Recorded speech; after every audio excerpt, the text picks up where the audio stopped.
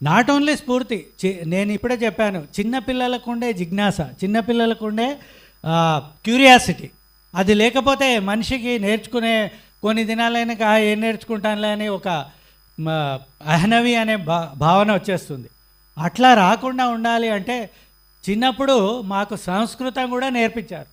ఆయన నేర్చుకోవడమే కాదు, ఆయన పెద్ద పెద్ద వాళ్ళతోటి కవుల సమ్మేళనాలు, అటు విరసంలో కానీ శ్రీశ్రీ గారిని, మహాకవి శ్రీశ్రీని పిలిపించి ఆయన చేసిన ఘనత అసలు శ్రీశ్రీ గారు జన్మలో మర్చిపోలేరు అనుకుంటా.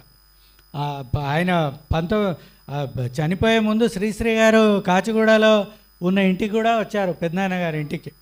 చాలా అవన్నీ ఘట్టాలు మేము మర్చిపోలేదు. అదే నేను సైతం భువన భవనపు బావుటానై పైకి లేస్తాను, నేను సైతం ప్రపంచాబ్జపు తెల్లరేకై పల్లవిస్తాను. అట్లాగా పల్లవించిన వ్యక్తి డాక్టర్ బాలకృష్ణ గారు.